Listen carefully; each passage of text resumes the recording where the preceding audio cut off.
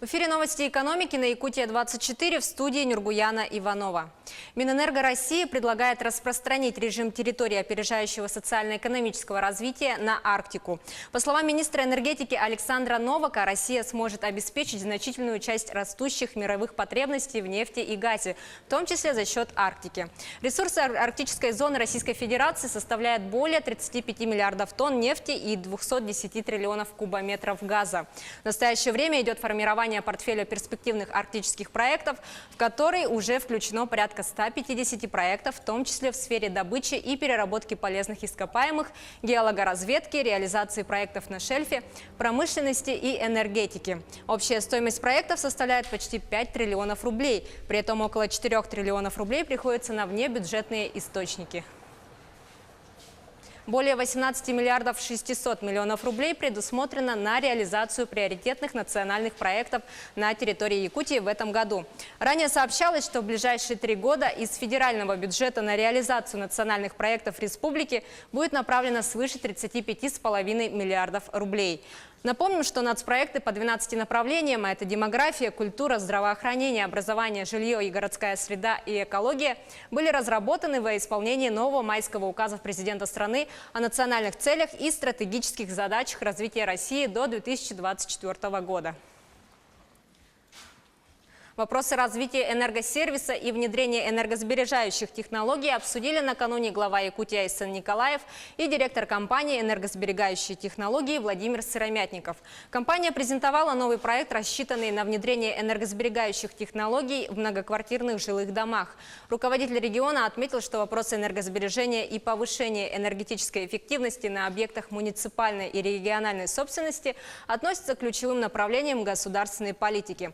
Он также поддержал идеи и предложения, озвученные руководством компании, касающиеся внедрения энергосберегающих технологий в повседневную жизнь якутян, совершенствования и повышения энергоэффективности в регионе. В настоящее время энергосервис является эффективным инструментом не только для модернизации объектов, но и для экономии средств и ресурсов. В тех объектах, где внедрены энергосберегающие технологии, местные бюджеты уже начинают получать существенную экономию. Сейчас мы видим, что компания может расширить свои возможности и в других сферах деятельности, связанных с энергетикой, ЖКХ и строительством. Мы готовы прорабатывать и внедрять новые энергосберегающие технологии, которые оптимально подходят для экстремальных северных условий, рассказал директор энергосберегающей технологии Владимир Сыромятников. Проект Жатайской судоверфи доработают специалисты из южнокорейской фирмы «Кемка». Корейская сторона пообещала до 25 февраля представить в адрес Ленского объединенного речного пароходства новое коммерческое предложение по стоимости поставляемого оборудования. Понимая, что срок изготовления оборудования составляет более 1 года, корейская сторона в свою очередь попросила Жатайскую судоверфь объявить конкурс на поставку оборудования до июля 2019 года. Отметим, что корейская компания «Кемка» специализируется на проектировании, поставке оборудования и строительстве судов. Росавтодор в этом году отремонтирует более 100 километров федеральной трассы Лена в Якутии и Амурской области. Основной объем ремонтных работ выполнят на территории Якутии. Это 5 участков трассы. На 3 участках дорожники применят технологию ресайклинга. Отмечу, что холодный ресайклинг – это технология, которая позволяет производить дорожный ремонт с использованием старого асфальтобетонного покрытия как компонента нового. Самолет Ил-114-300, оснащенный современной авионикой, может заменить импортные самолеты подобного класса и устаревшие Ан-24 и Ан-26. Авиакомпания «Полярная авиалинии» и с Объединенной авиастроительной корпорацией обсудили вопросы по надежности, удобству и безопасности пассажиров, а также особенности технической и летной эксплуатации в условиях Якутии.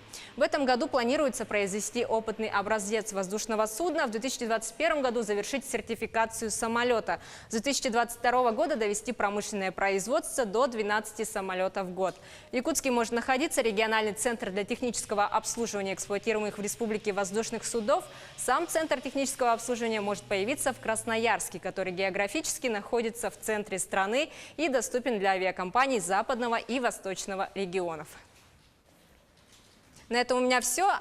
Оставайтесь в курсе экономических событий на Якутия-24.